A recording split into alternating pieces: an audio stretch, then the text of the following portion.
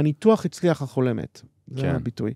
נכון, הצלחת, כבשת, עשית הורדת ידיים עם היזם, השפלת את היזם, הקטנת ומקסמת את האינטרסים שלך, והיזם חתם. יופי. אז מה? אז אתה חושב שזה יהיה יזם שהוא יביא לך את האקסיט האדיר? אתה חושב שזה יזם שיביא לך את המכפילים העצומים? אתה חושב שיהיה לו חשק לקום לעבודה בבוקר? זו מערכת יחסים. זה האנשים שאתה רוצה לתת להם כסף שאתה מאמין בהם, אז אם אתה לא מאמין בהם, אל תשקיע בהם. אבל לבנות, לדרוש מבן אדם לעבוד 300% ולהביא לך תשואות מטורפות, אבל באותה נשימה גם לתת לו תנאים משפילים, רק בשביל שתוכל להגיד לחברים שלך או למשקיעים שלך שאיזה גבר יצאת. יש הרבה כאלה בישראל. אני לא רואה אותם ברשימת ה-VCs המצליחות.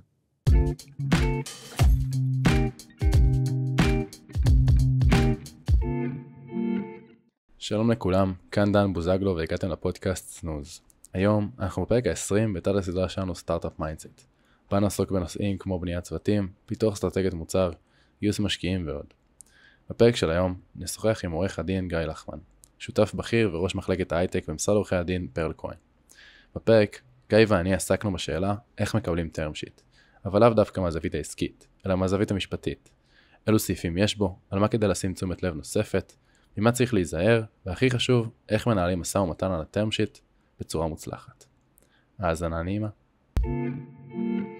אז תגיד לי כשאתה מוכן. אני אגיד לך, היי גיא, תגיד לי היי דן, ואז אני יודע שזה כאילו הקיו שלנו להתחיל. היי גיא. מה שלומך? טוב, תודה רבה. איזה כיף. כיף להיות פה. כיף שאתה פה. תודה רבה. אז יש לנו פרק שנדבר גם על איך לקבל טרם שיט משקיעים, וגם נרד לעומק של הדבר הזה, גם קצת נדבר עליך ואיך הגעת לעולם הזה של בכלל להיות עורך דין, וגם כזה בסוף נעשה סשן של 20 שאלות.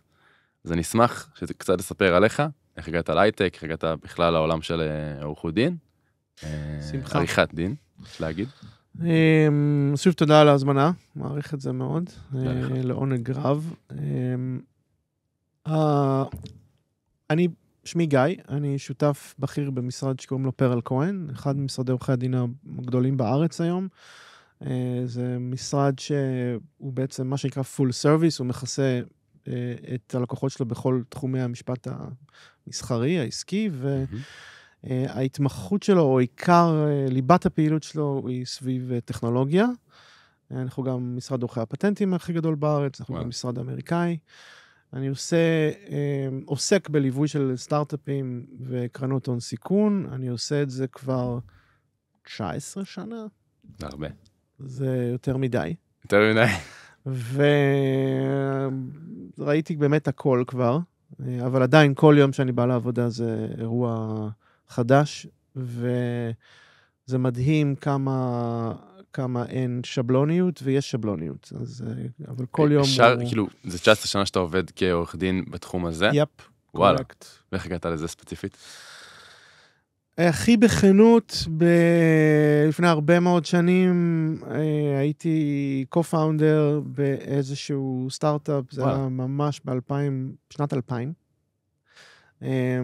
וביחד עם בן דוד שלי, אנחנו הקמנו איזשהו סטארט-אפ של מה? בשנת 2000 היה דבר חדש כזה, שקראו לו אינטרנט. וזה בערך כמו שהם מסתכלים היום על AI ודברים כאלה, היה לנו לדוד שלי, לקו-פאונדר שלי היה בעצם קשרים, אז בדיוק רוסיה גם נפתחה לעולם וכן הלאה, והשתמשנו בטלנט משם כדי למכור. מאוד מודרני. זה היה מאוד חריג אז. ובעצם השתמשנו מטלנט משם כדי להציע לאנשים אתרי אינטרנט תוכנות אינטרנט וכן הלאה. ובעצם להעביר את העסקים שלהם לזה. בשנת 2000-2001, כשהיית נכנס לעסק ומציע לו לעשות נוכחות אינטרנטית, היה 50% סיכוי שישפכו עליך כזה דלי של מים מלוכלכים כזה, ויגידו, אוף לי מהעיניים. כן, אשכרה? טוב לי עם הפקס. לא ראו את הקדמה. זה היה מאוד, אז זה היה חדש. אשכרה. זה לא, כאילו אבל קצת לא ראו מעיד כאילו על כמה קדימה. אני חתיאר, אבל כן. וואי, אשכרה, לא נשאר לך סטארט-אפ, זה חידשת לי. אבל עשינו את זה שנה, זה מופיע בלינקדאין שלי, אני לא כן. ממציא. עשינו את זה שנה, האמת זה היה מאוד מוצלח, מכרנו לבתי חולים ולממשלה גם, ועשינו, וואלה. זה היה מוצלח. מהמם. ואז, כמו ילד טוב, בן 22, אמרתי אולי אני אלך ללמוד, בחרתי ללמוד באוניברסיטת רייכמן, ואמרתי, אני אלמד מנהל עסקים. ואז איזה מישהי במדור רישום שם באה ואמרה לי, יש לנו תוכנית, אתה יכול להוסיף עוד שנה, וגם תעשה תואר במשפטים. יש אז לנו תואר תוכנית כפול. משולבת, בדיוק. ואמרתי, וואלה. ו-here I am. לא ידעת לאן זה ייקח אותך. כן, זו הייתה החלטה בדיעבד מאוד נכונה, ומאוד, אני חושב, טובה. מגניב. ובעצם מאז 2006 אני עוסק בעולמות ההייטק. מגניב. פעם זה היה נישה. כן, זה נשמע נישה. עורך דין שעושה הייטק, זה פעם אמרו, זה ממש נישה בקרב המשרדי עורכי דין. היום הנישה הזו היא 50% מהכלכלה הישראלית, אז זה כבר ממש לא נישה, זה המיינסטרים. כן. אבל עדיין זה תחום שדורש הרבה מומחיות והרבה ידע, וזה גם תחום שלא כך מלמדים אותו באוניברסיטה. וואלה. שפחות נוגעים לו כאילו בפן הזה? אין, כאילו, זה לא דיני הייטק. יש קורסים כאלה, אבל זה לא כמו חוזים, מקרקעין, תאגידים. מגניב. אז קודם כל, אחד השאלות הראשונות שדיברנו עליהם, שנשאל פה, זה לפני שמתחילים בכלל להיכנס לטרם שיט, ומה הוא עשוי ואיך מקבלים אותו והכל, איך בוחרים עורך דין לפני שבכלל ניגשים לדבר הזה? כי אני חושב שזה, כשאנחנו מגיעים לשלב של טרם שיט בשונה מהרבה דברים אחרים, יכול להיות שאליהם אני יכול להגיע בלי עורך דין, או לחשוב על זה, או שם כנראה שכבר יש לי עורך דין. אם קיבלתי טרם שיט, או כדאי שיהיה לי, ואיך בוחרים אותו? אני חושב שזו שאלה מעולה, כי רוב היזמים, שזה המיזם הראשון שלהם, אין להם תשובה לשאלה הזאת. הם גם מתחבטים בשאלה בכלל, מה זה עורך דין, מה התפקיד של עורך דין בחברת טכנולוגיה, והרוב, לצערי, הם קלולס. עכשיו, זה אנשים שבחרו עולמות של הייטק וטכנולוגיה, כלומר, זה אנשים שבדרך כלל עם שתי רגליים על הקרקע, אנשים גם עם נטייה הם אנשים ריאליים, יש להם, זה לא אנשי רוח, זה אנשים שכותבים קוד, וחלקם גם יוצאים מיחידות מודיעיניות או אחרות, שזה הכל אנליטי, והם פתאום צריכים לקבל החלטה בתנאי אי-ודאות. הם אמרו להם שזה must, אבל חלקם לא באמת מבינים את זה. ובדרך כלל אנשים שהם אנשים מהסוג הזה, שאין להם כל כך יכולת לייצר מודל של קבלת החלטות, הם בדרך כלל נוטים או ללכת על מה שחברים שלהם הלכו. כן. מה שהוא אמר, אז אני אלך לפי זה. כן, שזה גם ארביטררי, זה כאילו, זה חבר שלי אוכל במסעדה מסוימת, לא מעיד על זה שהמסעדה טובה, כאילו, ומעבר לזה, הם לא יודעים גם אחרי זה לנהל את מערכת היחסים, אותו עורך דין, אבל יש היום שורה של משרדים, יש משרדים מעולים בישראל, יש איזה 10-15 משרדים שעוסקים חזק בהייטק. אין משרד שהוא טוב יותר ממשרד אחר. אני לא יותר טוב מקולגות שלי, אני חושב שכולם עושים את העבודה ברמה גבוהה, והיום הפערים הם יותר ויותר בסגנון, ועורך דין זה תפקיד שהוא מאוד קריטי, הוא מאוד אינטימי. כן, אינטימי זאת מילה שאני מתחבר אליה, אני חושב שגם יש פה את השאלה האם לבחור עורך דין שהוא נגיד במשרד גדול, וזה מאוד קורפרייט, או דווקא עורך דין בוטיקי קטן מכזה, אז זה גם שאלה שאולי אפשר לגעת בה. שאלה גם מאוד טובה, אז בגלל שזה תפקיד כל כך רגיש וכל כך חשוב. כי אמרת את המילה אינטימי וזה מחבר. אין, אתה לא מבין כמה זה, כמות המנכ"לים שיש לנו חדר במשרד עם ספה, כמות המנכ"לים שהיו שם על הספה, חלק אפילו בחוף, ממש עם דמעות, כי אין להם, הם לא, חוץ מלבן או בת הזוג שלהם, הם לא יכולים לספר את הדברים שהם מספרים לנו. וזה היופי באירוע הזה, אף אחד לא יכול, יש חיסיון וסודיות מלאה. אז בעצם, בגלל הרגישות של התחום הזה, אנשים ובגלל שיש האחדה, כולם שקולים פחות או יותר באיכויות, יש, כל אחד יגיד שהוא יותר טוב, לנו גם לי יש פיץ' להגיד למה אנחנו הכי טובים בעיר, ואיזה שירותים אנחנו נותנים וכן הלאה, שאני מאמין בו, אבל זה לא... אבל זה לא פורום לפיצ'ים, כן. אבל בסופו של יום אני רואה שיותר ויותר ההחלטה נעשית מהבטן. כן.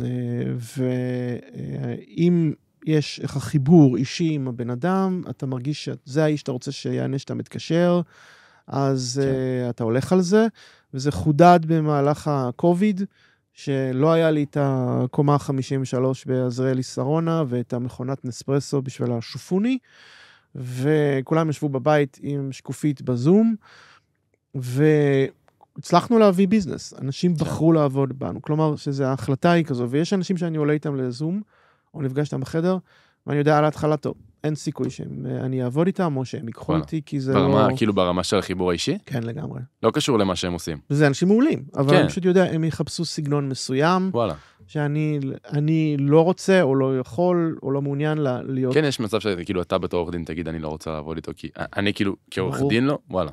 ברור. כן, זה לא כמו רופא שיכול להגיד, אני לא רוצה לנתח אותו. כן, אבל גם יש כאלה שאני יכול להיכנס ואני יודע שפשוט, אני לא הטיפוס המתאים להם. מעניין. בטייפקאסט שלך כבן אדם, כאילו, ברמה אישית, כן, יש אנשים שצריכים שהעורך שלהם יהיה יותר לוחמני וצועק ומלא אגו, וקצת יגלוש מעבר לתפקיד הייעוץ, לתפקידים של לנהל אותם, וקצת זה לא הסגנון שלי, יש הרבה משרדים בעיר שהם כאלה. מעניין. הצלחתי להגיע לאן שהגעתי בלי להיות בסגנון כזה, ברוך השם, בגלל זה יש diversity, ואתה יכול לבחור, כמו שאתה יכול לבחור סוגים של רופאים, בגדים, מסעדות. מדהים. אז קודם כל, לפני שניכנס באמת גם לזה של term sheet והכל, אני אגיד שזה לא ייעוץ משפטי, זה למדתי להגיד, לא ייעוץ משפטי ולא הכל. אז בוא ניכנס קצת למה זה term sheet, איך מקבלים אותו, בבסיס, מה זה term sheet, מה הוא כולל ב-high level כזה. אז בעצם, term sheet זה נייר משפטי, שנועד לסכם את עיקרי התנאים שקשורים להשקעה בסטארט-אפ. מכיוון שהשקעה בסטארט-אפ כוללת שורה ארוכה של נושאים מדויקים, מרמת שווי, דרך סוג מניות, דרך תנאים שהמשקיע ירצה לוודא שהם מתקיימים, ובגלל שאנחנו נמצאים בעולמות של מה שנקרא הון סיכון, זה בעצם משקיע שמספק הון ולוקח על עצמו סיכון עצום, זה אחד התחומים הכי מסוכנים להשקעה שאפשר. אותו משקיע בא ואומר, אני רוצה לא להיכנס עכשיו להרפתקה של הכנת ניירת משפטית, שיש לה גם עלויות בצידה, והיא לוקחת זמן, מבלי שהעקרונות הכי חשובים, המסחריים, לובנו והוסכמו. אז זה בעצם, המטרה בהתחלה, זה ממש לסכם את הדברים הראשוניים של החוזה, נקרא לזה. העיקריים. יש שתי אסכולות בהקשר הזה. יש אסכולה אחת שאומרת, בוא נעשה ממש הכי high level שאפשר, ניגע בדברים, נכתוב את זה מאוד ברמה כללית, ונחתום, ונתחיל ישר לעבוד על מסמכי העסקה, ואיפה שצריך פיין טיונינג, אנחנו נעשה את זה בשלב מסמכי העסקה כבר. האסכולה השנייה באה ואומרת, אל תחתום על זה, לפני שהכל לובן עד הפרט כאילו יותר לרדת, זה כבר לא high level, יותר לעומק שם. נורא תלוי במקרה, בסיטואציות מסוימות, שיטת עבודה אחת עובדת לאינטרסים של צד אחד, ושיטה שנייה עובדת לאינטרסים מצד אחר. העיקרון הבסיסי בטרם שיט, וזה בעצם הסעיף בדרך כלל היחיד שהוא מחייב שם, זה העובדה שברגע שבעצם עקרונות ההשקעה הם הוסכמו, אבל הם לא מחייבים, זה לא מסמך משפטי מחייב שתוכל אחר כך לקחת אותו ולאכוף אותו, זה מסוג של מזכר הבנות, לא מחייב, אבל הסעיף שעוסק במה שנקרא no shop, הסעיף שקובע שברגע שחתמת על הטרם שיט, תהיה תקופה שאתה מחוץ לשוק. אז בוא נסביר באמת. מחוץ למים. בוא נסביר איך זה מתנהל. זה הסעיף המחייב. כן. אז בעצם כשעכשיו יש לי השקעה, אנחנו יותר מדברים על סבב של סיד ומעלה, נקרא לזה, נכון? פחות סעיפים, יותר שלבים שכבר נקרא לזה פרייס ראונד. כשאני לקראת פרייס ראונד, אני בעצם מקבל איזשהו טרם שיט, שאומר שהמשקיע יש לו איזשהו רצון להשקיע בי. כבר היה את השיחות, היה כבר יכול להיות שהיה דו דיליג'נס, או שזה קורה לפני, קורה אחרי. יהיה כנראה דו דיליג'נס בעיקר עסקי, לא משפטי. עסקי בעיקר. ואז הוא בא ואומר לי, כאילו הוא נותן לי איזשהו טרם שיט, כי זה איזשהו מסמך, שאומר שהוא מעוניין בי נקרא לזה, בצורה רשמית יותר. ופה יש אמרת no shop, זה בעצם אומר שאני לא יכול לקבל עוד טרם שיט, או שאני לא יכול להשקיע, או שעוד חברות לא יכולות להשקיע בי. אני בעצם סיכמתי איתך את עקרונות ההשקעה, ואני עכשיו יוצא לדרך, אני מכניס את עורכי הדין שלי, זה יעלה לי הרבה כסף, בעצם אתה תשלם את זה, אבל עדיין זה ה-DD המשפטי. זה גם DD, גם due diligence, אבל גם להכין את הניירת המשפטית, אנחנו נכנסים לאירוע הזה. אני רוצה להיות במצב שאתה לא תברח לי.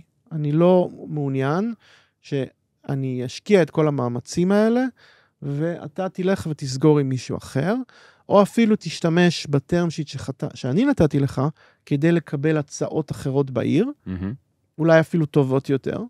אני צריך איזושהי ודאות עסקית, מצומצמת, מוגבלת בזמן, שיש לי את יכולת לרוץ קדימה ולעשות את העסקה הזאת. זה הסעיף היחיד שהוא אכיף ומחייב בדרך כלל בטרם שיטים. קוראים לזה no shop, כי זה בעצם you should stop shopping around. שזה מהרגע שאני חותם עליו.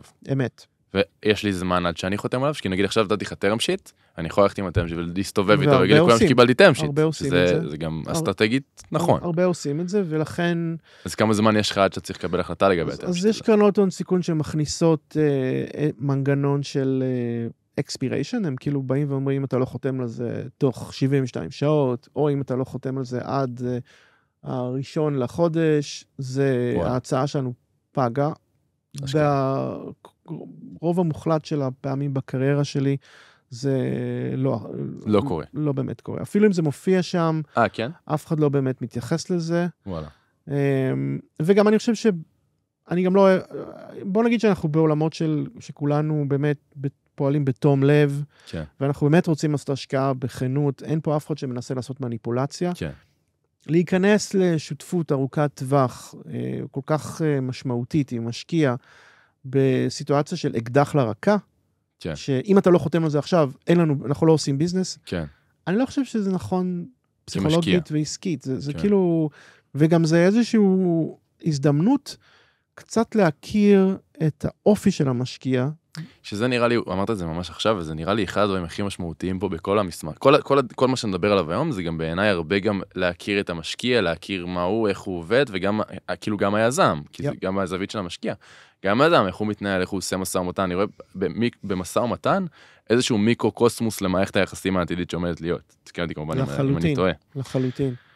אז בעצם למה בכלל צריך את זה? כאילו למה אני לא ישר אומר, אם אני רוצה אותו, למה שנעשה 48 שעות אקספיירינג או 72 או עד הראשון, למה שפשוט להגיד לו, אוקיי, יאללה, אני רוצה אותך, קח את ה-50 דפים האלה שצריך, בוא נחתום עליהם ובוא נתקדם. בגלל שהוא ייקח עורך דין ולעבור על 50 דפים של טרם שיט, ייקח משהו כמו 4 חודשים. כן, זה לוקח זמן. וזה יהיה מסע ומתן עקוב מדם. וואלה. וקרה לי השנה, מאיזה קרן היא לא עשתה מספיק השקעות, והיא לקחה עורכי דין, שהם לקחו את האסכולה השנייה, של בוא נזרוק על השקעה של $1.5 מיליון, טרם שיט של 8 עמודים, וניכנס לכל פרט אפשרי. אם הסטארט-אפ רציני, הוא באמת ירצה לשפר עמדות בכל פרט אפשרי, ולכן מצאנו את עצמנו במשך שבועות, מנהלים מסע ומתן על מסמך שהוא בכלל לא אכיף. שזה נראה לי מאוד דיפוקוסים גם. זה טעות עסקית. בשני הצדדים גם. זה גם למשקיע שמשקיע בזה המון זמן. טעות גדולה בעיניי. אני ניסיתי, הבאתי דעתי בזמן אמת, אבל זה ככה הם החליטו שהם עובדים, והם היו מאוד בטוחים בעצמם. מניח שבהשקעות העתידיות הם כבר יפסיקו לעשות את זה, אבל אני ראיתי, זה עובד ברמה מסוימת. יכול להיות, אם לחברה יש זמן, אם החברה לא לחוצה על כסף, אם החברה היא לא אולי גם כל כך אטרקטיבית, מבחינת תחרות, נגיד, דבר כזה לא יעלה על הדעת בסייבר, אף אחד לא ייבש מישהו משא ומתן על term sheet, זה צ'קלק, כמה שיותר מהר, כי הוא פשוט יברח, אנשים אחרים ייתנו הצעה אחרת, זה קומודיטי טוב, אז זה מתאים לסיטואציות מאוד מסוימות, אבל באופן כללי התעשייה פחות ופחות עושה את זה היום. מעניין. אגב, יש הבדל, סייד נוט, יש הבדל בין ישראלים לאמריקאים באיך שנותנים term sheet, מה כתוב שם ברמת האכיפה? הבדל דרמטי בסגנון שישראלים ואמריקאים מתנהלים. יש פחות או יותר ניירת דומה, אבל אמריקאים, הם יפעלו בגישה טיפה אחרת, ופחות בולשיט. אמריקאים? כן. וואלה, שמתאים לישראלים. ישראלים יעשו יותר negotiation על דברים, זה משתנה, זה נורא תלוי גם בקרן, נורא תלוי בסגנון של הקרן. אז בוא נעצה לסעיפים, אז בעצם יש שם כאילו גם את ה-evaluation, וגם את כמה אני משקיע. איך זה עובד, איך המשא ומתן הזה עובד. אנחנו בעצם צריכים להעלות על הכתב את העקרונות הבסיסיים, הכי חשובים לעסקה שאנחנו עושים. יש לנו צד אחד שהזמין, שבעצם מוכר מניות, וצד שני שקונה מניות. יש לנו עסקה בין משקיע לבין חברה. אם אני בא לקנות נכס מסוים, אני קודם כל חייב שיהיה ברור מה המחיר שאני קונה את הנכס. הדרך לקבוע שווי של מניות היא מותנית בשווי חברה. אם אני רוצה לקנות 10% מחברה של שווי שלה הוא $1,000,000, אני צריך לשלם סכום של $100,000. כן. זה נתון אמפירי שמופיע בטרם שיט. כן.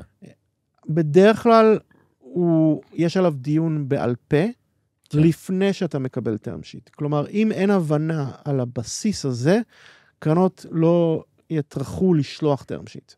הגיוני.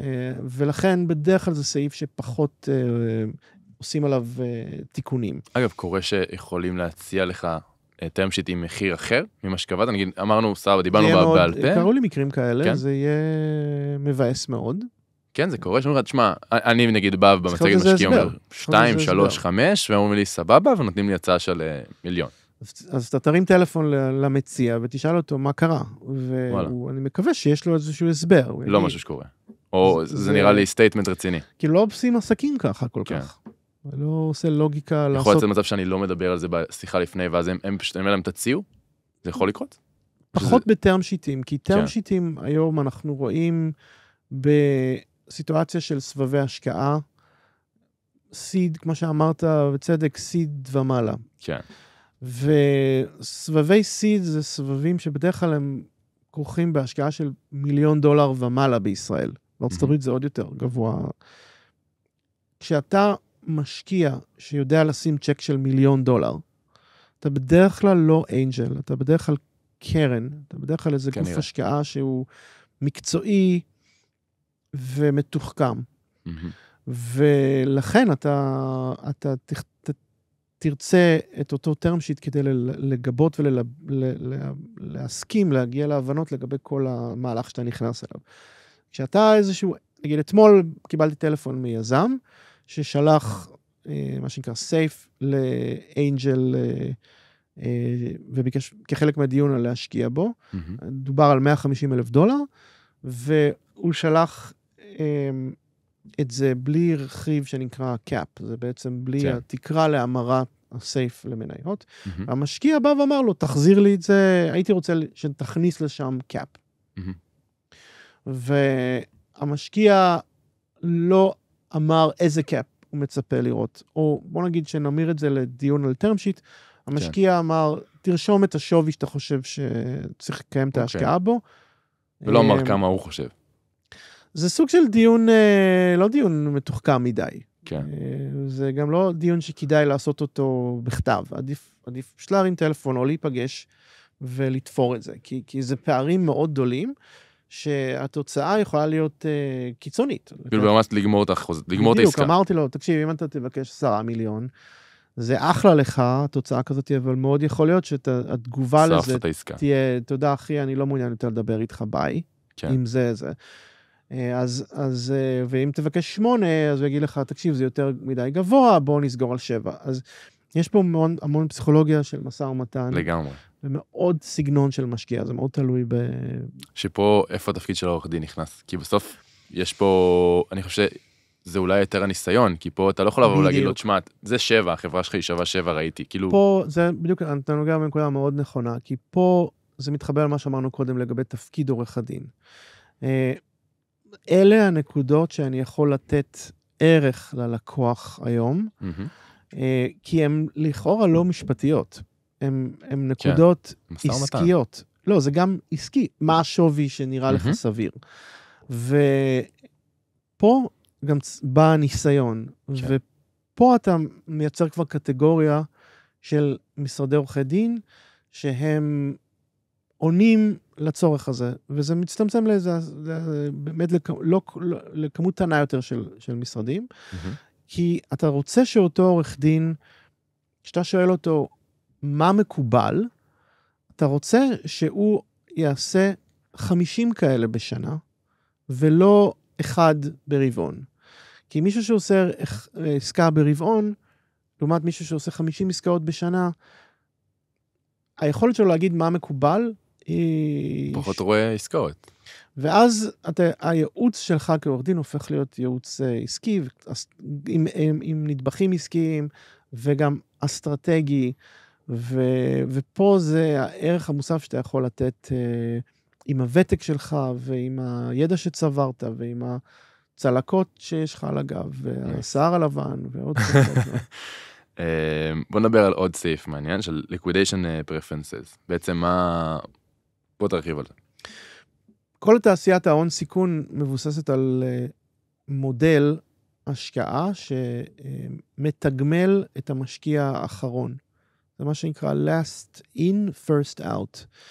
בעצם המשקיע האחרון, אנחנו מייצרים מנגנון שיבטיח לו את הקבלה של הכסף בקרות אקסיט. liquidation preference, המונח liquidation זה בעצם הנזלה, זה בעצם מילים אחרות לאקסיט, בדרך כלל. אירוע הנזלה. אני עושה את זה מאוד high level, יש פה הרבה, צריך לדייק את זה, אבל לצורכי היום זה אירוע שאתה נפגש עם כסף, בצורה כזו או אחרת. ו-preference זה בעצם בחירות. אז בעצם זה משקף את מה שאמרתי. כלומר, אני מייצר מבנה משפטי למניות בחברה, שיאפשר לנו תשלום ראשון לכאלה שאוחזים בסוג המניות הבכיר ביותר בחברה. אם הסוג הכי בכיר זה סוג A, מניות מסוג Series A, ומכרנו את החברה, הראשונים שנבטיח להם החזר של ההשקעה שלהם, זה מי שמקבל את המניות האלה. השאיפה של כולנו זה שיהיה מספיק כסף והרבה מאוד עודפים, כדי שכולם יראו את הכסף חזרה, כולל גם המייסדים והעובדים. אבל קודם כל, המשקיע שנוטל על עצמו סיכון עצום, רוצה שתהיה התחייבות שלפחות, אפילו באקסיט קטן, הוא רואה את מה שמגיע לו. כן, שבוא נדבר על זה, זה המכפיל של כמה וזה אותו preference, אותה עדיפות באירוע הנזלה, באירוע אקסיט. שזה דברים שאפשר לדבר עליהם ברמת, כאילו זה חלק מהמשא ומתן, הרי אתה יכול להגיד, אני רוצה לקבל על כמה שהשקעתי, נגיד השקעתי 1,000,000 בשביל המספרים, השקעתי 1,000,000, אני רוצה לקבל 1,000,000 לפחות, מהאחוז שקיבלתי, או שאתה מדבר גם על המולטיפלייר? יש עקרון, על פניו זה, אפשר לעשות על זה משא ומתן, אבל יש מודלים שמקובלים בתעשייה כבר, זה לא כל כך פתוח בוא נרחיב עליהם קצת. בדרך כלל התעשייה עובדת לפי מודל שנקרא Non-Participating Preferred. המודל הזה בעצם קובע שבקרות אקסיט, מניות הבכורה, אנחנו נראה כמה תמורה, כמה החזר על ההשקעה הם יכולים לקבל באותו אקסיט, ובמידה ואין מספיק כדי להחזיר את הכסף לכולם, אנחנו קודם כל נרצה לוודא שיש מספיק כסף להחזיר את מה שהם השקיעו. במידה ואחרי שכל אחת מהמניות תקבל את הכסף נוכל לערוב לזה שהיא תקבל את הכסף שהיא השקיעה, המניות, המשקיעים מאחוריה השקיעו, ויש לנו, סכום האקסיט הוא גבוה מספיק כדי לאפשר מעבר לזה, בעצם אנחנו לא נחזיר לפי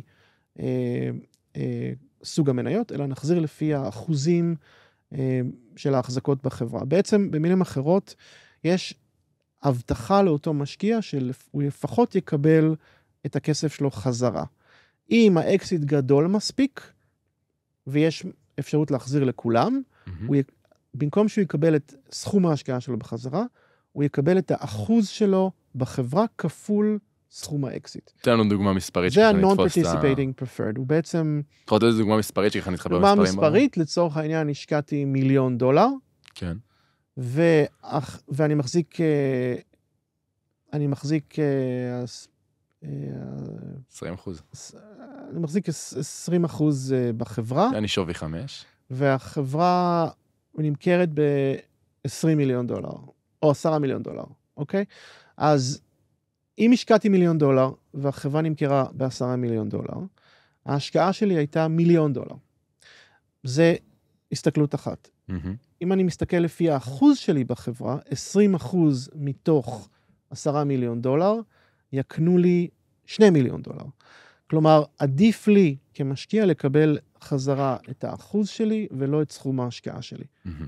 בהנחה, ואני המשקיע היחיד בדוגמה, או בהנחה ויש מספיק להחזיר לכולם, או כולם גם עתידים לקבל מעבר לסכום ההשקעה שלהם, מה שיקרה זה שהאחוז בחברה הוא יקבע את סכום ההחזר. נראה לי שזה בא לידי ביטוי גם במקרים שבהם אני מוכר, נגיד, גייסנו $1 מיליון על שווי 5, ומכרתי ב5, או מכרתי ב4 אפילו. זה נראה לי ההקשר של עכשיו, אוקיי, רגע, אין פה כסף שמספיק לכולם, אני כמשקיע רוצה להגן על עצמי, שאני לא אקבל 20% מ4, אלא אקבל את $1 מיליון שהשקעתי לפחות. זה המנגנון של non-participating. הוא גם מנגנון שבעיקר נותן לך הגנה מלמטה, הוא נותן לך הגנה של אקסיט רע. מה זה דוגמה לאקסיט רע? השקענו $5 מיליון בחברה, והיא נמכרה $4 מיליון. יש שם איזה fire sale. או בוא נעשה דוגמאות אמיתיות שהיו לי. השקיעו בחברה $50 מיליון, והיא נמכרת $40 מיליון. כן. במקרה כזה, כל $40 מיליון ילך חזרה למשקיעים. המייסדים והעובדים לא יקלשו, כי הם לא במדרג, בסניוריטי כאילו. בסניוריטי, שבכלל פוגש כסף. וזה קורה הרבה, אתה לפעמים קורא בעיתון, כל מיני ידיעות, שחברה נמכרה ב$200 מיליון. זה נשמע טוב, כאילו, נמכרה $200 מיליון טירוף. נשמע מדהים, אבל בפועל היה לה חוב מול בנק של איזה 40 מיליון, והשקיעו בה עוד איזה 150 מיליון, ויוצא שכל הכסף הזה הולך לשרת את המשקיעים, או את בעלי החוב, והפאונדרים, או העובדים שעבדו שם 5 שנים, במקרה הטוב מקבלים קופון למסעדה. אבל בדמרקר רשום שהיא נמכרה ב$200 מיליון. וזה נשמע טוב. נשמע מאוד טוב, ואתה כפאונדר, אתה פאונדר שהוביל חברה לאקסיט של $200 מיליון. אתה יכול להסתובב בשדרות רוטשילד עם חזה מאוד נפוח. אז, ואתה גם תהיה מאוד אטרקטיבי, כי מתי שתעשה את המיזם הבא שלך, אתה כבר פאונדר שהצליח, אבל בפועל אתה שרפת כסף. נכון. אתה לא החזרת, וכש-VC מחזיר פעם אחת את הכסף, זה כישלון. אין בזה לא משהו להתגאות בו. כ-VC, כאילו. השקעתי 10 מיליון, ואחרי 3 שנים אני מקבל 10 מיליון, זה לא משהו לרוץ לספר לחבר'ה. כן, שקרה, וואי, מעניין, אז כאילו, אני חושב שהדבר ראשון לקחת מזה, זה לא להאמין לכל כתבות שאנחנו קוראים, למה חשוב לדעת מה קורה מאחורי הקלעים. כמות הפייק שיש בעיתון היא עצומה. כי זה נראה נורא זוהר, אתה לא יודע מה קורה, כתוב לך, אני מכירה 200, מכירה ב300, מכירה במיליון, במיליארד, סליחה, אתה לא יודע מה יש מאחורה. יש הרבה מאוד, יש מספר כתבים כלכליים בגלובס, בדמרקר, בכלכליסט, שהם כותבים מאוד חכם ומדויק, אבל יש לך גם כתבים, מה שהם זורקים זה את הכותרת כן. של סכום ההשקעה, שאין שום קורלציה בין זה לבין כמה הושקע בחברה, גם לא ברור מתי בכלל העסקה קרתה, היו לי לקוחות שהמתינו עם פרסום הגיוס. כי זה מהלך אסטרטגי. שנה לשנה אחר כך, בגלל שהם רצו אסטרטגי, כמו שאתה אומר בצדק, לתזמן את זה עם צרכי HR וכן הלאה, והם בעצם שלחו לשוק סיגנל שנה אחרי שהם גייסו כסף, שהשוק שונה לגמרי, שהתנאים השתנו, זה פייק ניוז. אני חושב שהנקודה פה בתור יזם צעיר או יזמים צעירים או פרסט טיימרים, זה לשמוע את זה מהצד, אתה אומר, מה, איך עכשיו הם הצליחו לגייס בתנאי שוק האלה במצב הזה, ואתה אומר, היי, רגע, זה לא, בוא ניקח את זה בערבון מוגבל. א', לא בטוח שזה נכון, גם יכול להיות שזה נכון, ואז סחטן, אבל יכול להיות שזה לא נכון, יכול להיות שיש דברים מאחורה, יכול להיות ופה גם בא התפקיד של היועץ המקצועי, שהוא קצת, שהוא ראה באמת הרבה, והוא יכול להגיד לך, חביבי, זה לא כל מה שנוצאת זהב, אתה לא צריך להתבאס מזה. היו לי פאונדרים שראו פרסום על איזושהי חברה שהם הרבה יותר טובים ממנה, הפרודקט שלהם הרבה יותר מתוחכם, אבל היא פתאום יצאה עם זה שהיא סגרה כסף, גיוס, והם פשוט התבאסו, הם באו ואמרו, אני לא מבין איך הם גייסו כזה סכום כסף. בתקופה הזאת, אני לא מצליח לקבל בכלל פגישות, השוק על הפנים. מקצוע מאוד השוואתי, אני חייב להגיד. יזמות בכלל וסטארט-אפים והייטק. אבל הבעיה היא שהפרמטרים להשוואה הם מאוד, בחלק מהמקרים לא אמינים או לא מבוססים, והגורמים שמשפיעים על קבלת החלטות הם מאוד מוטי אגו. כן. אגו ואסטרטגיה וצרכים, וכן. דברים שהם לא פיור אמת, נראה לי. כן. יש פה עוד סעיף שלא דיברנו עליו, שזה אנטי-דילוז'ן, שאפשר לדבר על זה גם, נראה לי זה חשוב. אחד ההגנות שמשקיעים מבקשים בהשקעה במניות בכורה, זה שאם בעתיד החברה תגייס כסף בשווי נמוך מהשווי של החברה כפי שהם השקיעו בו, תהיה להם הגנה כנגד הדילול הזה. הם בעצם יקבלו פיצוי במניות, בדרך כלל, שיפצה אותם על זה שהייתה פה ירידת ערך. אם אני השקעתי בך לפי שווי של 20 מיליון, בראונד A נגיד? בראונד A, ושנה אחרי זה בראונד B אתה מגייס כסף לפי שווי של 15 מיליון, יש פה בעצם אירוע קשה לחברה, שהשווי שלה ירד. ועולם ההון סיכון הסכים לפצות משקיעים קיימים, בנסיבות כאלה, ולתגמל אותם על האובדן ערך הזה. המטרה היא לא להגיע לשם בכלל, ולנסות להימנע. ויש היום, בשנים האחרונות היו הרבה מאוד דרכים כדי קוסמטית להסתיר ירידות ערך. אז מה זה בעצם הנחה למעשה למשקיע שמקבלים יותר אחוזים? איך זה עובד מנגנון האי-דילול? יש כל מיני מודלים, המודל המקובל, יש איזושהי נוסחה שבסופה אתה מקבל פשוט פיצוי מנייתי מסוים. כאילו עוד אחוזים. אתה מקבל בלי שהשקעת כסף עוד מניות בחברה. שממי זה מתקזז? זה בדרך כלל מדלל חזק את הפאונדרים, או את המשקיעים הקיימים. כן? שקדמו, אלה שאין להם את ההגנה הזו. אז יכול להיות שיש נגיד לכולם יש את ההגנה הזו, ואז המייסד מתדלל המון. בדרך כלל. בדרך כלל מה שקורה. רגיוני. נורא תלוי, אבל כן. כן? האם יש עוד סעיפים רלוונטיים או סעיפים ששווה להתייחס להם להעמיק בהם, לדעתך? הטרם שיט, מעבר לנתונים הכלכליים, שזה בעצם שווי החברה, סוג המניות, הרבה פעמים נכנסים לשמירה של מניות לצורכי הענקת אופציות בעתיד, וגם על זה יש משא ומתן. הטרם שיט נכנס גם לאיך המשקיע רואה את החיים ביום שאחרי ההשקעה שלו. וזה בא לידי ביטוי באופי ובכיף המעורבות שהוא רוצה שתהיה לו בניהול המיזם הזה. ואז הטרם שיט יעסוק במי יהיה בדירקטוריון החברה, הזכאות של המשקיע למנות דירקטור מטעמו, הוא יתעסק בסוגיות של קבלת החלטות, זה כתוב כאילו גם בתוך הטרם שיט. בדרך כלל נכנסים לזה, כי אלה נושאים שאם אין לך הסכמה עליהם, לא שווה לצאת לדרך. זה נושאים מאוד קריטיים. ובוא נדבר על זה יותר ברמה האסטרטגית. כשאני מקבל עכשיו טרם שיט, האם זה דברים שאני צריך לדבר עליהם כבר בשיחות שלפני, נקרא זה בשיחות עוד לא הנייר, או שזה משהו שכבר אחרי שהם מקבלים את הנייר, אז שווה לדבר עליו. איך אתה מסתכל על זה? זה נורא תלוי... זה מהלך בעיקר אסטרטגי. נורא תלוי בניסיון שלך כמייסד. ראיתי כל הסוגים שאתה רוצה, יש כאלה שכבר יודעים לזהות בדיוק מה הסוגיות הקריטיות, יודעים גם להבין את המשמעויות שלהן, אבל יש הרבה פאונדרים שהם, צריך להגיד את זה, קלולס, הם לא עשו את זה לפני, לא נולדים עם הידע הזה, לא. זה בסדר. רוכשים אותו בפודקאסטים. החלק המצער זה שיש כאלה שהם כל כך פתוחים בעצמם, שהם חושבים שבקלות הם יוכלו גם להתגבר על העובדה שהם לא מכירים, או שזה לא יפריע להם לנהל משא ומתן, וזה טעות.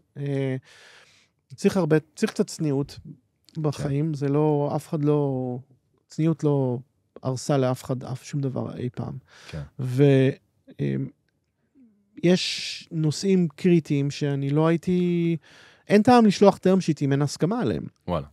יש לך דוגמה למשהו שאתה אומר, זה משהו שהוא מס? החשיפה היא בעיקר על המשקיע פה. כן. כי אם אתה מקבל טרם שיט ממשקיע, אתה באמת יכול לרוץ ולחפש טרם שיט טוב יותר בעיר. יש בזה אינדיקציה. נכון. אפילו היום אתה יכול לבוא ולהגיד, קרן מסוימת עומדת לתת לי טרם שיט. זה כמו שבחורה, שאתה יוצא עם בחורה, ואז כאילו אתה זה, ואז פתאום כל הבנות מתעניינות בך, ואתה כזה איפה הייתם קודם? תופעה הזאת קוראים בתעשייה פומו. Fear of missing out. אני מניח שזה גם ככה. תופעה מוכרת, עם בחורות, עם אנשים, חברים, הכל. אתה אומר, אני לא יוצא, היום אני בשישי, לא יוצא, אני נשאר בבית, לומד, פתאום כל החברים רוצים להיפגש איתך, קלאסי. זה די דומה. אז אין להם כל כך אינטרס לתת לך טרם שיט אם זה עדיין לא מגובש. אתה פשוט לא תחתום עליו. כן. יש סיכוי שאתה לא תחתום עליו. כיזם, כן, אתה או שתלך ובזכות זה תקבל עסקה טובה יותר ומתחרש להם. זה צריך להיות פה חכם. כן. פה חכם. פה זה עניין מאוד אסטרטגי בעיניי, זה כבר לא עניין משפטי, קונקרטי. סליחה, אבל כן ראיתי מקרים שהיו VCs שהנחיתו טרם שיט, שרוב הרכיבים שלו לא לובנו לפני זה. וואלה. היו לי אז מי שהרימו לי טלפון ואמרו לי, קרן מסוימת צריכה לתת לנו טרם שיט. אנחנו לא דיברנו כל כך על התנאים. אני לא מאמין זה לא משא ומתן, שוב, זה אפשרי, הכל אפשרי, אבל זה, אם המטרה שלי להיות דיל מייקר, ולדאוג שהצדדים יעשו עסקה, זה מעלה את הסיכון שלה. זה מאוד מעלה את הסיכון של העסקה. זה דורש, זה כנראה מבוסס על איזושהי תפיסה של המשקיע, שהסיכוי שהסטארט-אפ הזה יקבל טרם שיט חלופי מאוד נמוך, תופעות כאלה שהן מאפשרות לו להתנהג בצורה קצת תוקפנית. כן. אז בוא נדבר על זה באמת מבחינת מי צריך להעלות את זה. כי חוץ מאבליואציה, שדיברנו על זה, אבליואציה, וכמה מניות והכל ואחוזים, על שאר הסעיפים, סעיפים שהם יותר נקרא לזה יותר לעומק. האם זה מה שבתור מייסד יזם, אני צריך לבוא ולהגיד, אוקיי, את זה היה המולטיפלייר שתקבל whatever, שזה, אוקיי, מה אתה חושב כמשקיע, בוא תציע לי את הצעתך, כאילו. אז שאלה מעולה. אני חושב שקודם כל אתה כיזם, אתה צריך להבין. מי צריך להגן את זה, כאילו. אתה צריך קודם כל להבין מה זה כל סעיף, ומה המשמעויות שלו, ואם הוא יהיה X, איך זה ישפיע עליך, ואם הוא יהיה Y, איך זה ישפיע עליך. את זה אתה תקבל בדרך כלל מהעורך דין שלך. יש הרבה שמתייעצים עוד כל מיני אנשים, סבבה, רק לא להתייעץ יותר מדי, כי ככל שאתה מתייעץ יותר, ככה יהיו יותר דעות סותרות, ואתה תקוע. אז בעצם מי שצריך להציע את זה, זה המשקיע, סליחה? המשקיע בדרך כלל זה שיביא את זה. לא אגיד, אני רוצה אנטי-דילוז'ן, סתם דוגמא. בדרך כלל אתה, נגיד, על הנושא של אנטי-דילול לא עושים משא ומתן. זה כאילו מובן שהוא יקבל את זה. זהו, אז בוא נדבר על זה, מה הסטנדרט? שאחד הדברים החשובים בנושאים האלה, וזה גם נראה לי מה שבאמת עוזר ביועץ משפטי טוב, זה להבין את הסטנדרט. כי נראה לי שמי לא משפט שלי, אבל מי שיודע מה הסטנדרט הוא מי שחי את הסטנדרט. התשובה לשאלה הזאת היא, צריך לחשוב, אנחנו עושים עסקה, שני אנשים שמעוניינים לעשות עסקים ביניהם, והם עושים עסקה, וכשאתה שם את עצמך במקומם, אתה בא ואומר, מה המינימום של הביטחון, ההסכמות, ההבנות, התנאי התחלה, שצריכים להתקיים, כדי שאני ארגיש נוח, לעשות עם היהודי הזה עסקה. מה צריך לקרות? וכל איש עסקים בא ואומר, יש איזשהו מינימום בסיסי, שאם אנחנו לא דיברנו עליו, או לא הסכמנו עליו, כנראה אין בינינו התכנות לעסקה. כן. וזה בדרך כלל הנושאים הכלכליים, כמה כסף משקיעים, באיזה שווי נעשה את ההשקעה, מה התמורה שהחברה נותנת בעבור ההשקעה הזאת. אז בוא נדבר, אז איזה סעיפים שווה להתמקח? איזה סעיפים, אתה אומר, אל תדברו על זה, אל תתמקחו על זה, זה לא משהו שצריך להתעסק בו יותר מדי. אז עקרונית יש, תראה, ככל שאני יותר שנים בתחום הזה, אני יותר מבין שאין טקסטבוק של, וזה הרבה יזמים לא מבינים את זה, שאין מתווה אחד או one size fit all, זה לא שיש איזשהו טקסטבוק שהרווארד, MBA כתבו, ולפי זה, אם אתה פועל לפי כל המודוס אופרנדי שם, זה יבטיח לך הצלחה. לא, החיים מלאי מורכבויות, רב גוניים, יש המון דרכים להגיע לאותו יעד או אותה תוצאה. אז נורא צריך לעשות פה מה שנקרא custom fitting של הדבר הזה. אז בעצם על הכל אפשר להתמקח? יש דברים, יש עורכי דין שהסגנון שלהם זה לריב על הכל, ולפתוח הכל. לפעמים זה טקטיקה של משא ומתן, זה גם מאפשר לך למשוך זמן דרך אגב, ובזמן הזה גם לחפש הצעות אחרות. יש עורכי דין, אני יותר בקבוצה, נוטה להגיד על עצמי שאני משתייך לקבוצה הזאת, שיותר ימליצו ללקוחות שלהם לבחור את המלחמות שלהם, pick your battles, choose your battles. יש דברים שהם מקובלים והוגנים, צריך גם להבין את האינטרסים של הצד השני. המטרה שלנו לייצר הצלחה פה, לא לייצר צד כנוע וצד מנצח, המטרה היא לבנות ביחד משהו שיהיה סיפור הצלחה עצום. וצריך שכולם יהיו happy, וגם לפעמים אתה גם יודע כמה מרחב תמרון יש לך לפי סוג המשקיע, למשקיעים יש להם מוניטין, יש להם שם בעיר, ככל שאתה עושה יותר עסקאות ואתה מלווה יותר חברות, אתה יכול גם לצפות איך ייראה הטרם שיט שהם ייתנו. יש למשרדי עורכי דין בעיר סגנונות שונים, לפי העורך דין שמשקיע מסוים בחר, אתה גם יכול להניח מה צופה לך משא ומתן, כמה הוא יהיה קשה, כמה הוא יהיה תוקפני וכן הלאה. אז אני חושב שיש כמה דברים לשאלתך, כמה דברים מאוד עקרוניים, זה כמובן התשתית הבסיסית. לגבי מודלים, הציפייה, נגיד מודלים של liquidation preference וכן הלאה, הציפייה היא שהם יהיו סטנדרטים, לא יהיה שם המצאה של הגלגל. בזה, כן. אם יש המצאת גלגל זה לא טוב, זה בדרך כלל, זה דורש חשיבה וצריך להבין מה הרקע. זהו, אז בוא נדבר על מה הטעויות באמת שעושים, כאילו, זה נראה לי טעות שאפשר לציין אותה. שיזמים עושים, אגב, שמשקיעים עושים בהתעסקות, או בלא בהתעסקות. תראה, זה לא, אין פה כך, בשלב הטרם שיט יש, זה לא עניין של כל כך טעויות, כל עוד אתה מקבל ייעוץ טוב, אתה מבין לאן אתה נכנס, אתה כמנהל, אתה נמצא בכיסא הקברניט, אתה יודע מה החלופות, אתה יודע אם אתה יכול להשיג עסקה טובה יותר, אתה מבין את ההשלכות של לוותר על העסקה הזאת. אתה נכנס להשקעה הזאת עם עיניים פתוחות, ואתה מבין את היתרונות ואת החסרונות, או את הנקודות שיכולות לייצר אחר כך בעיות בהמשך הדרך. אתה צריך לקבל, ואתה מקבל ייעוץ טוב לאורך כל התהליך. אתה מתקדם לכיוון של סגירת עסקה. כן. טעויות, מתי שאתה בסיטואציה של מידע פתוח וייעוץ מלא,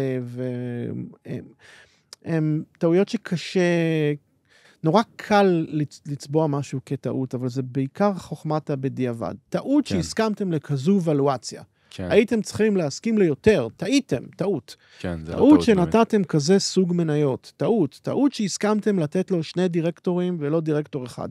נכון, כל מיני חכמים מהצד, בדיעבד.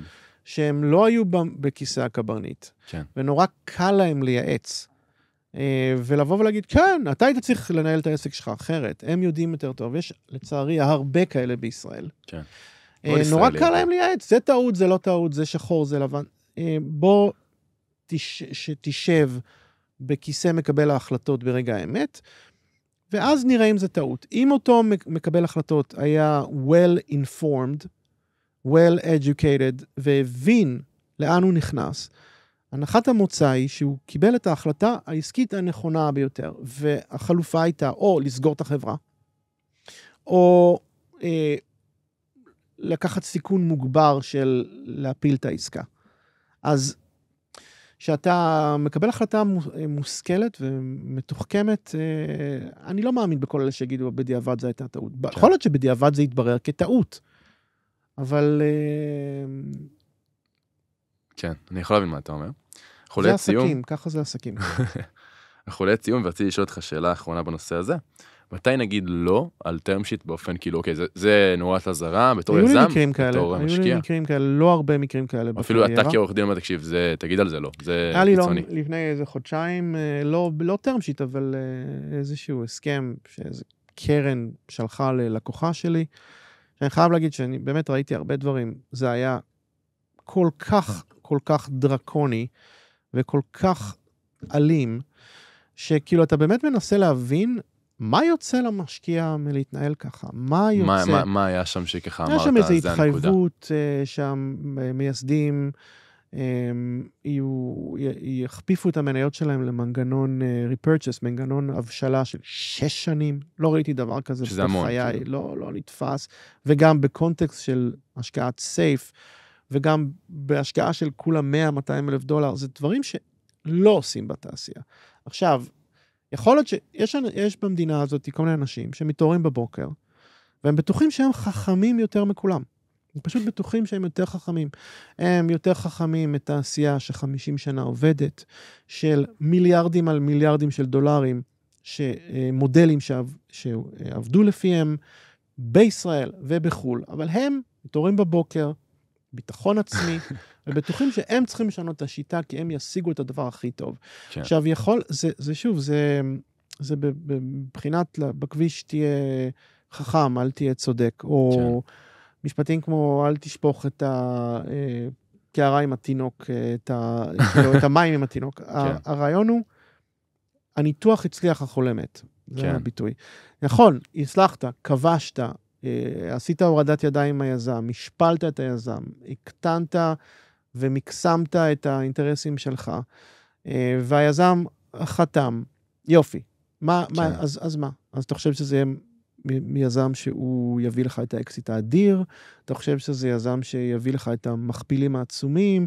אתה חושב שיהיה לו חשק לקום לעבודה בבוקר? זה מערכת יחסים. זה האנשים שאתה רוצה לתת להם כסף שאתה מאמין בהם, אז אם אתה לא מאמין בהם, אל תשקיע בהם.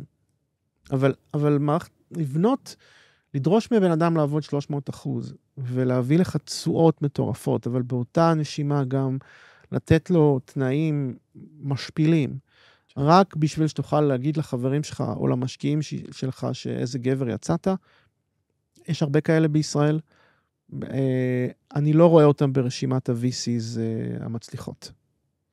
אנחנו לסיום, אני אשמח שנעשה איזשהו סשן של 20 שאלות. קבי. יאללה, גם שאלות אישיות, גם זה. שאלה ראשונה, מה תפקידו של עורך הדין במערכת היחסים עם היזם?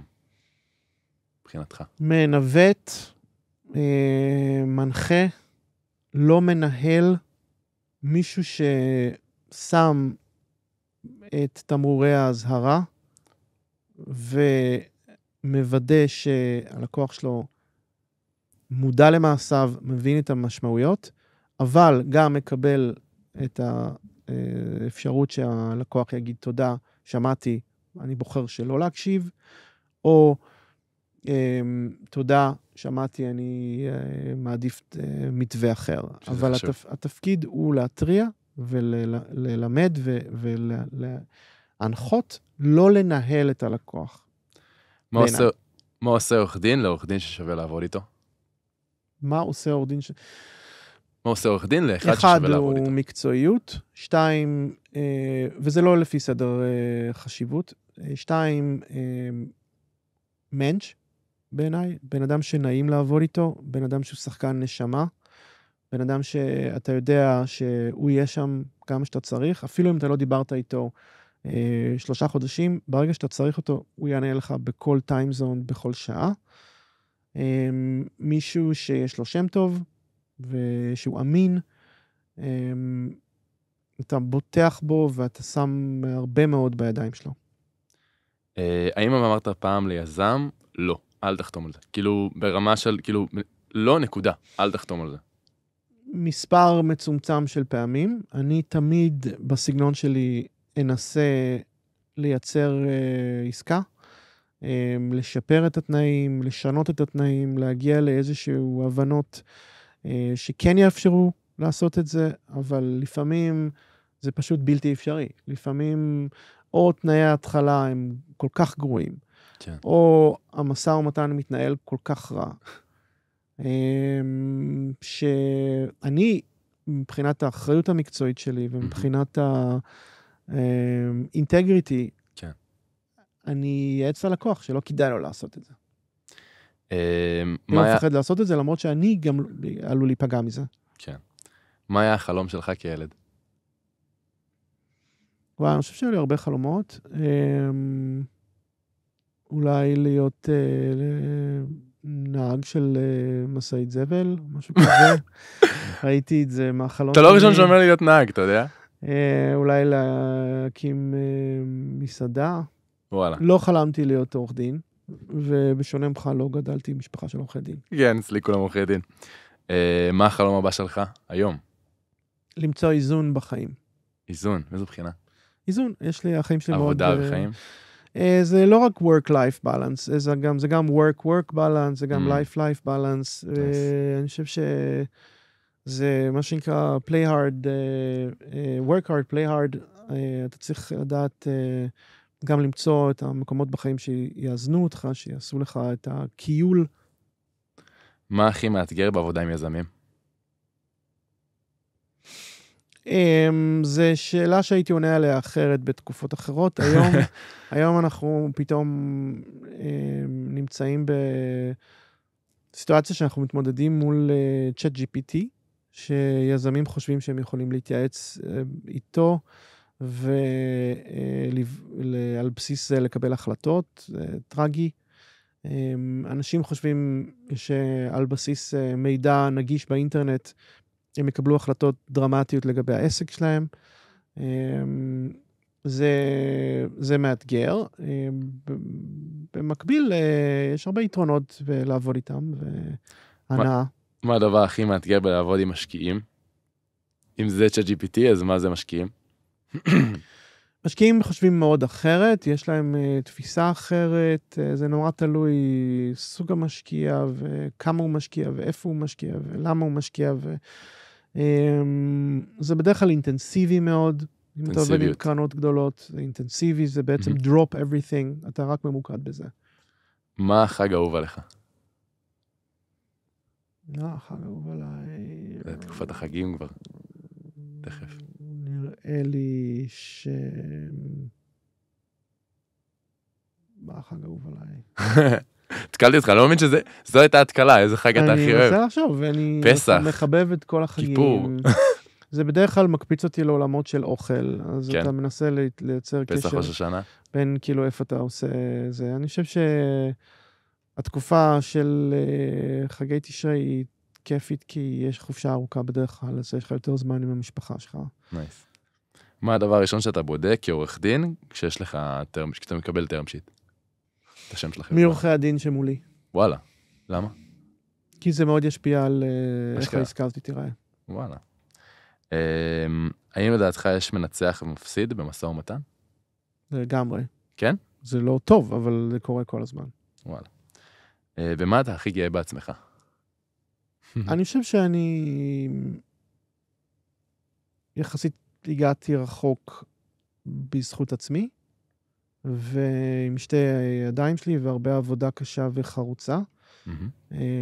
לא ירשתי ביזנס ולא גדלתי על ברך של מישהו שפשוט כמו אחרים, זה בעיקר מהרבה עבודה מאומצת ובנייה עצמית.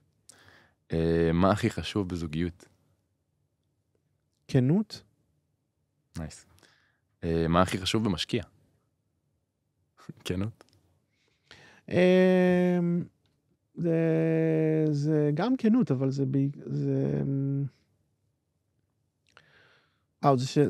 יש הרבה פקטורים חשובים במשקיע. אני חושב שאתה צריך, זה חיבור אישי. אם יש לך חיבור אישי טוב, זה מישהו שאתה יכול באמת להפיק ממנו הרבה, וזה יכול לתת לך ערך מוסף, וצריכים היום לנתק את השווי הדולרי מהבן אדם. כלומר, זה לא רק, אוקיי, קיבלתי $1,000,000, אלא זה $1,000,000 האלה, אבל בפועל הערך שלהם הוא הרבה מעבר ל$1,000,000, כן. בזכות התמיכה הניהולית שלו, בזכות הקשרים שלו, בזכות העצות שלו, בזכות השם שלו. מה הכי כיף בלהיות עורך דין? אני חושב שהיום המקצוע מאוד מורכב, והוא משתנה גם לפי המקום שאתה נמצא והבחירות. אני היום בשלב בקריירה שאני עושה בעיקר ייעוץ אסטרטגי, אני מדבר עם מנכ"לים, ואני נותן להם ייעוץ הרבה פעמים בעל פה. אני חושב שזה שלב כיפי בקריירה. נייס. אתה באמת יכול להשפיע על מיזמים, אתה יכול להשפיע על קבלת החלטות, אנשים מאוד מעריכים את העצה שלך. מה הכי מבאס בלהיות עורך דין? לעבוד עם לקוח שחצן, מתנשא, שבטוח בעצמו, וכזה שרואה אותך כספק שירות ברמה של מקדונלדס, לחשוב שאני פשוט נכנס, מקבל מוצר ויוצא. זה בדרך כלל יזמים חלשים, סטטיסטית, הסיכויים שלהם לעשות אקסיט נמוך יותר, וזה לא בגלל שהעורכי הדין עושים להם את האקסיט, אבל זה מעיד על הבן אדם, זה מעיד על איך הוא רואה את החיים, איך הוא תופס את החברה שלו, זה מעיד על ההיגיינה שלו כמנהל בעסק שלו. כן.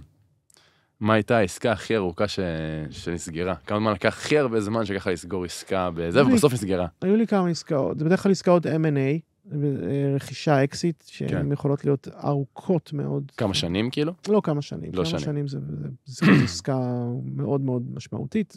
חודשים? יכול להיות מעל חצי שנה פלוס, זה מאוד קשה. זה מאוד קשה, מתיש, לא כיף. ונסגר בסוף. לא כיף. כן. מה היה הסבב הכי גדול שהיית מעורב בו? אתה לא חייב, כאילו מן הסתם על לציין שמות? או לסדר גודל? אני חושב שכמה מאות. היה לי עסקאות של עשרות מיליונים או מאות מיליונים. מה הכישרון הכי גדול שלך? אני יודע לבשל טוב. סגנון מוזיקה אהוב? ג'אז, קלאסי, זה 70s אני אוהב. נייס. מה הסרט האהוב עליך? אין לי סרט אחד סרט כלשהו שאתה אוהב? ספציפי. שלי זה מלך האריות. לא עולה לי איזה שם של סרט כאלה. ושאלה אחרונה, אם לא היית עורך דין, במה היית עובד? אני חושב שהייתי עובד במשהו שהוא כרוך בהרבה עבודה עם אנשים, כי אומרים עליי שאני כזה people's person, ומשהו שיש בו הרבה passion, משהו עם יצירה. אולי הייתי מקים מסעדה. נייס. או שהייתי איש עסקים. גיא לחמן, תודה רבה. תודה רבה לך. צריך לניילד מי קצת, היו כמה דברים שלא... הצלחתי להטיל אותך? כן, אבל שעניתי לעניין. תודה רבה לכם שהאזנתם לפרק. מוזמנים להצטרף אלינו לקהילת הפייסבוק ולקבוצת הוואטסאפ שלנו, ואף להוריד את המשחק החדש שהוצאנו. המשחק משלב בתוכו את העולמות של התפתחות אישית, והוא נמצא כבר בכל אחת מחנות האפליקציות. הקישור להכל נמצא בתיאור הפרק. בנוסף, אם אתם רוצים לדעת בכל פעם שיוצא פרק חדש, אתם מוזמנים להפעיל את הפעמון ולעקוב אחרינו בכל אחת מאפליקציות הפודקאסטים. נתראה בפרק הבא.